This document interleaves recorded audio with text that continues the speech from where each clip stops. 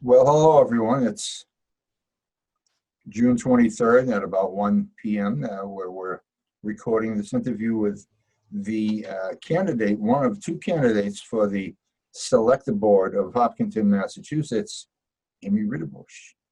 And you are a Democrat. Does that mean anything, do you think, in these local elections? Well, I think it's a factor that some people take into account, but I think they also take into account a lot of other factors when deciding who to vote for Mhm. sure. Uh, do you know, do you have any like stats on that? Any data that shows that Democrats are more likely to vote Democrat even in a local election, or Republican, whatever the case may be? I guess I don't, because we don't have any local polling really, because that's Yeah. expensive. Um, yeah, I don't know if maybe other cities have studied that. We'd have to look. Mhm. So now you're running for a post that a lot of newcomers have had, and a lot of townies have had. So where do you fall in line? A new townie, an old newcomer? I'm definitely in between. I moved here in 2004, so it's been 16 years. So not brand new to town, but definitely was not born here either. Were the kids born here? Yeah, no, but we lived in Waltham when my two oldest were born, but my youngest daughter was born here. Well, then she's a townie. Yeah, I guess that's true. Yeah, I'll have to tell her. Think about it. So she That's something they vote for in the senior yearbook. Who's most likely to stay a townie, I guess. Oh, no kidding. Wow. Yeah, she's eligible. There's quite a few over the years that have stayed townies. Mhm.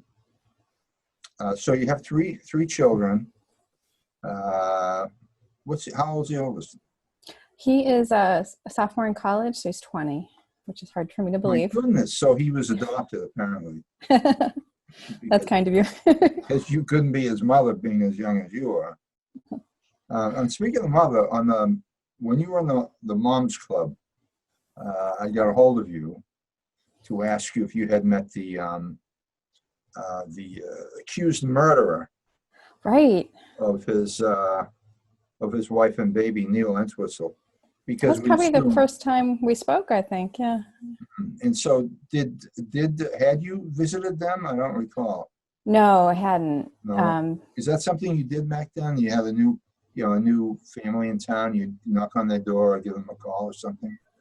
Not me, but there was a welcome lady at the time that did that. And I think she would hand out a flyer about the Moms Club. And I was in the Moms Club. So I did the newsletter. And I think sometimes I would send HopNews the upcoming events that were open to the public.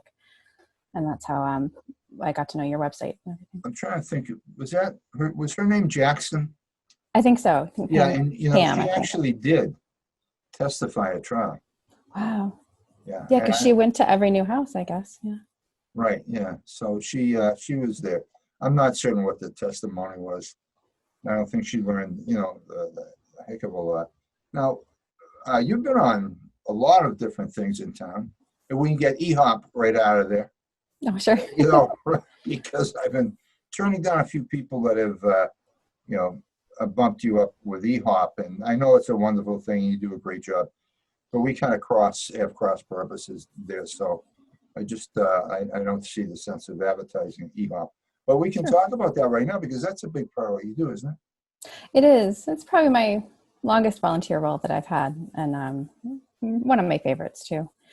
But we focus on EHAP focuses really on mostly town meeting and town government type stuff, whereas Hop News has a huge variety. You have the real estate, you've got the obituaries, just all the things, all the events too that EHAP doesn't cover. So yeah, we really tried to focus on when people are new to town. Like when I was new, I didn't know what town meeting was like. I'd never been. I grew up in a city where we had a mayor and there was no town meeting. So yeah, so I got some other Moms Club friends actually, and we walked from my house to the middle school and went to town meeting for our first time.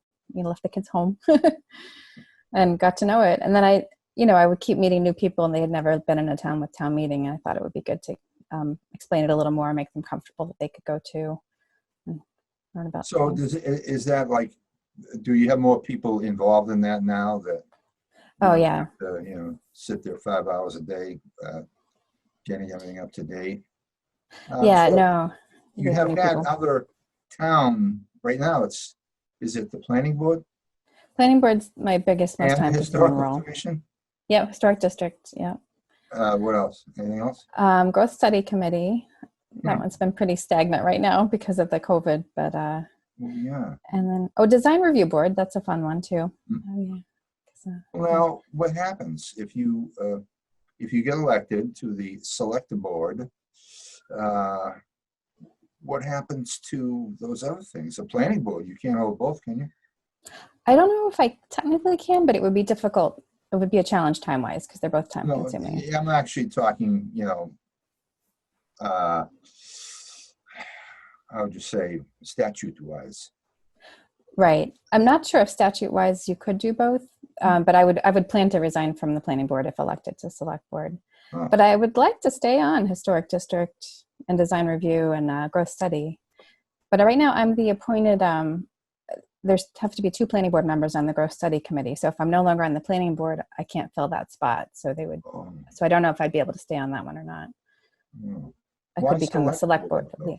What's that? Why do you want to run for select board? You have all these other hands in know. the fire, and you want to run for select board. Why is that?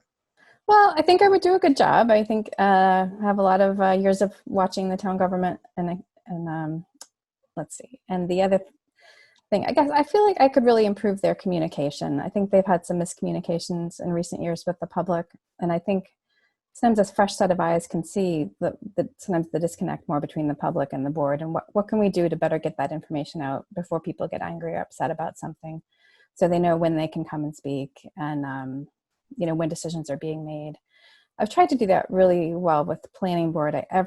Before every meeting, I try to post the packet to Facebook. And then afterwards, I try to write up the actions taken for planning board. Just to make sure everybody knows, so they're not waiting until the last minute to be upset. If they're upset, they should speak up early in the process so something can be changed. Right. So, possible. Where do you think this? And I hate that I don't want to go negative on this, but how else do you explain why you believe the select board has been lacking in this communication thing you talk about? I think the main thing would be the downtown corridor project. That's a big, long, many years project, and they were communicating a lot about it at the beginning. Then it kind of went pretty quiet, and then it came up again, and people seem to be. I think they needed to be communicating a lot more along the way, the little steps about once we're done with 25% design, we can't change this anymore, and once we get to 75% design, these other things are decided and we can't change. And then, because once you get far along in the project, it's too late to change. But if you bring something up back at the 25% stage, sometimes there is a chance they can make an adjustment to accommodate what people want. Well, I've got a little pet peeve with that project myself. And, okay. My idea is, why is there a 12-foot wide sidewalk in front of the post office when there should be a travel lane there? And I have mentioned that at every meeting I've ever attended with the designers and with the engineers and with the town engineer, with the town manager. At one point I was told, they took your advice, but I don't think so. I looked at it and it really doesn't look like they've taken my advice. So we'll see what happens with that. Did they give you a reason? Is there some legal reason it can't be done? I don't know. They actually cut the scope off, I think, at the Sunoco station. Oh, okay. So I'm not sure if that's why or what it is, and plus you're dealing with the federal government there. That's true, yeah. Which actually, in a way, you shouldn't be, because that building is owned by Paul Mastriani. And it's actually his, I should think it would be, the land would be under his say, and not the federal government. But we'll see how that works out in the end. And I hope I don't say I told you so in the end. But, I do agree with you on some of the communication stuff. And I think there's a lot of regret in the way that some of the letters went out. Yes. Could have been worded differently, for sure. Yeah, and it wasn't the select board. It was an individual who put the wording together and sent that out, and it surprised everybody. Yeah. It really did. I mean, it was out with signs and marching on the streets. So I do get that. And yeah, that was a breakdown, like Led Zeppelin would say, a communication breakdown. Yeah. So, oh, I just hear a whistle go off. Yeah, sirens just went by on Oh, Grove Street. oh, I thought maybe it was a Oh, Groucho another Marx one. thing. Like I said the secret word, like communication breakdown. And duck comes down, just like on the Groucho show. Sometimes it's one of those birthday parades, but they were going fast, so something else Oh, today. yeah, it could be something very serious. Yeah. You know, people have taken the liberty to speed during this COVID-19 thing. They just everywhere. They're just like flying by, and it's because the police have been smart and they have stayed in quarters some of the time, more than usual. So their protection and everyone else's protection, I suppose. It's a lot more people walking too, so you really have to be careful when you're driving. Walking and biking. Yeah. And running. So now, so you're not going to basically keep all those hats on Right. if you're elected to the select board. And I know you say you're going to do your best to help improve communications. What else do you see as something that you can improve upon if you're elected to the board? Well, I guess I would like to see more diversity on the town boards and things. So I definitely will keep that in mind when people come before us to get appointed. You know, I'll do a lot of outreach and encourage people who are new to town to step up for one of those smaller boards to get their feet wet. You know, because people, you know, they retire and move on, and then it might be time for someone new. And then we have a large South Asian population now in Hopkinton, and it would be nice to get more representation from the new groups on the boards. Well, I'm not counting, but do you know how many, when you just brought up the South Asian, so do you know how many? So the schools do the statistics on it every year. So I can tell you that the school population is 17% Asian and South Asian. Mm-hmm. And so when I moved here, I looked this up because it's been on Facebook and discussions, but when I moved here, the town was 95% white, I believe. Uh-huh. And now I think we're at about 80% white. So still overwhelmingly suburban white community, but it's a change too. People are getting used to it. And so got to welcome the new people because other people move on. And yeah, it's really neat seeing people from all these different places and then reading the news necessarily about what's happening in those places, and it's not always a happy thing. Right, unfortunately, that's going on. And I know that a couple of generations ago, my grandparents came here. I'm not sure what was going on where they came from, but they loved this place. They absolutely loved the United States. So, who would you say, growing up or even now, are your heroes, the people that you look up to? And well, I was thinking about this on Father's Day. My grandfather, he grew up in Lynn, Massachusetts, but he worked for GE, and they asked him to transfer to a big plant near Cincinnati, Ohio. And so he moved from Lynn to Cincinnati, Ohio, and opened up this new GE plant. And he lived in the Cincinnati area most of the rest of his life. But in his little town where he lived, it was called Silverton. They called him Mr. Silverton, and he won that award one year because he was on the Zoning Board of Appeals, and he did a lot of communication with the businesses to revitalize the downtown of Silverton. And so we were really close. Like he was a radio announcer too before he worked at GE. And, wow. Yeah. Quite I was thinking about that too, about, now that everyone's wearing masks, maybe you have a chance in television. Just kidding. It's no joke. Like, we're all getting used to having to be on the Zoom all the time. Yeah, I kind of like it. You can have a bag of popcorn next to you and be comfy in a chair. It's much more comfortable than sitting at a meeting at town hall. True. Yeah, those chairs, those hard wooden chairs. Yeah. Let's see. Now you've done volunteering too. Did we talk about that yet? Not too much. So I've been really active with Boy Scouts and Girl Scouts. My two boys, my oldest or my middle one, he just graduated high school, so now they're both out of Boy Scouts as of last month. But we did that for many years with Troop One, volunteered, and I did the they call it the Troop Master database, keeping track of all the records and who had earned what rank. And that's my skill set, doing stuff that I can do on the computer, and I would help with the emails and the website. Well, we just got a story today about the Girl Scouts. Oh yeah, Yeah, I think it's the gold. Is it the gold award they get? that's the highest award they get in high school. Yeah. And I think I believe these are younger kids. I don't want to lose the screen here. I mean, Oh well, there's a silver award too. Silver award is a little bit Silver. younger. Could have been that. well, they got it for doing this intensive study of vaping, Oh. and they want to prevent kids from doing the vaping thing.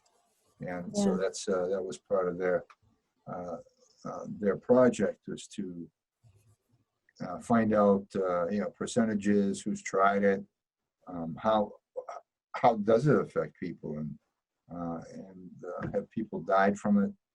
And yes, they have, which really surprised me.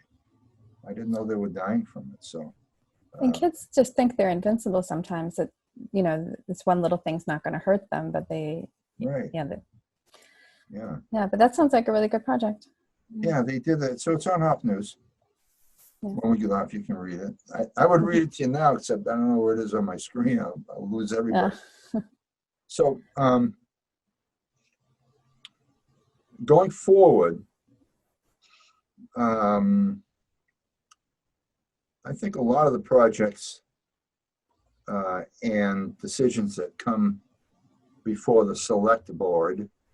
Don't let me say selectmen, all right? I know it's hard say to. that yet, did I? I don't think so, No, I but it's hard to remember. yeah. So the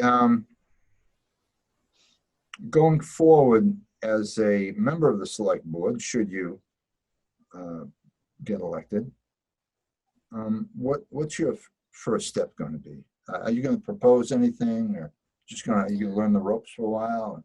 I think it's good to learn the ropes for a little while and watch and observe and ask questions. Obviously the biggest issue facing the board right now is going to be the COVID situation, and then how that's going to affect the economy. It could be a while till everything bounces back. So, and then plus we're still growing. So we'll have new residents that need to send their kids to school, and we'll need emergency services and, all kinds of everything everyone else needs. So it's going to be challenging for a few years, I think. I know that you have open arms for the South Asian community in your respect for them. Given that most of them are from legacy farms, and a lot of that negotiation with legacy farms was handled through the town council, a special council, and the selected board. Would you have done anything differently? I guess the question is, if it were in your hands, and would you have tried to, or did you try to stop the legacy farms thing? I didn't try to stop the legacy farms thing, but on the planning board, we've tried to point out a lot more when they're not meeting their obligations of the host community agreement. Mm-hmm. So I think if I'm elected to select board, I'm going to try to make sure that that's a little bit more on our agenda. Like the traffic light was supposed to be done by last September 2019, and we gave them an extension for another 6 months. So it was supposed to have been done in March, but then the COVID hit. So I think we all understand that's not their fault after the COVID hit. But so it's still not quite done, but they're doing some work on it. And I think that just always has to be in our mind. Let's see, the Legacy Farms North Road situation, I don't think that anyone really anticipated that very well. We thought we could wait till the project was completed to accept the road, but I don't know, somehow we just You're saying Legacy Farms south? North. We already accepted North. The south, yeah. Okay, the Rafferty Road part? Mm-hmm. Well, the whole length of it. Well, it's all pretty much complete now. Have you been there in the last couple of days? I have, but we haven't accepted it at town meeting yet. So with the school buses can't ride on it until we accept it. Oh, at I'm town sorry. meeting. No, so it wasn't accepted upon condition? a conditional acceptance? No? No, we Oh. tried to accept it at that special town meeting, was it December, I think, but Okay. it was, the plans weren't done then. So the plans have been done and submitted to the town clerk. So now in September, we should be able to just accept it. Okay. But of course, that's been delayed too because of the COVID. Hmm. So yeah, so that's good that we're seeing the progress now. What's the other things? There's the old house that's still sitting there and it's not been restored yet. What's supposed to happen with that? I can't recall. It's in the host agreement, community agreement, that they agreed to restore it on site, Mhm. but there was no timeline, I guess, in the host community agreement for when it had to be done by. So there's a concern that it's going to deteriorate, when houses sit empty, they do. So that's something. And then the East Main Street sidewalk too, that's been kind of stalled. It was partially done a few years ago, but not quite completed, but they are working on it now. So that's good. Mhm. But I think I would like to see all of those little punch list items on the bottom of the select board agenda each time as items, just to keep in mind when were they due, and are we getting an update every quarter or so to see how they're coming. Wonderful. What else would you like to get across to people? Let's see. Oh, I guess about the voting, because it's so different this year. If you requested an absentee ballot, go ahead and get that turned in, but we're taping this on Tuesday. There's only 6 days left. So you can drop it off right at town hall rather than mail it if you're concerned about it not getting there in time. There's a drop box outside. Mhm. And you can still come vote in person on Monday if you want, but you have to wear a mask, of course, and stay 6 feet apart. And what else? And there should be fewer people voting at the polls because so many people have voted absentee. So it should be fairly safe, I think, as long as you wear a mask. Yeah, we were going to hear back from Connor. I don't think I ever got the number, but a few days ago he said the 30% had already turned in early ballots. Oh, that's great. So then it won't be so and crowded. our absentee ballots, I believe. So, Mhm. yeah, and so that was a few days ago. Good. But there's got to be a way. I think that the way that Connor and I spoke with him, I think it was on Zoom a few days ago, and he really doesn't believe there's much of any way anybody can do any kind of voter fraud in Massachusetts because of the way it's set up. It really That's really is, good. it really is pretty local. It's either by precinct or in the cities it's by ward, and so you localize and everybody knows everybody. And so I'm certainly in favor of what Connor's doing and what the town's doing in that regard. And then any big idea you have for your for your select board term? I think that's about it. Just that I'm going to try to be thoughtful, listen to people, do my research if people have questions, and really try to communicate better, I think. Post stuff to social media. So obviously, I really like to do websites, but on the select board website, they have the Legacy Farms Host Community Agreement, the original one from 2008, but it's been revised many times. So if somebody wants the new agreement, they have to ask. And of course, if you ask, they'll give it to you. But just that's a common thing people want to see. We should just have those basic things. It's just they're easy for people to download if they want. Well, otherwise, go ahead. It went before your board recently. The addition to language that included the sidewalk and the curbing. Adjacent to the common. By the way, I really didn't favor the motion at the end. What was the motion? I think the wording said it was part of it. It implied or inferred that this new work was being done on the common, not adjacent to it. So you might look at the wording. We learned something new though in between the last meeting, or in between. I can't remember. I think we voted on this in October, and then between October and now, we learned that. So, looking at the map of the historic district that's on file with the Registry of Deeds, the Marathon Way, even though it's a roadway, is really in the district, whereas some of the other streets, like the main street, is not in the district. And so, even though it's in the right of way, it does come under our jurisdiction. Oh, okay. And so we got that clarification from the Massachusetts Historical Commission. So that's a little bit of a change. But obviously, we knew about those changes to the sidewalk and the curbing the Right. whole time. They Yeah, just it was weren't just written. language that had to be added, I guess. Yeah. So it's cleaner to have it in there, so it's clear, I think, for But, everybody. I'm in agreement with you on that because uh, I recently, after that controversy, I asked for actually went to the town's website looking for the document, the overhead that shows, what's up. And an old one was there. So I had to, like you said, I had to call You had to ask. and ask, would you please, send me the new one and the most recent one. And I believe they did. It's got the larger triangle and, Mhm. the one way with parking. So So I think is it's that going on the Main Street Corridor website? It's not the most recent? Is that? well, wherever I Oh, looked on the town website, it okay. was not. I'll try to find out about that and see if it can be Yeah, fixed. and it may be, yeah,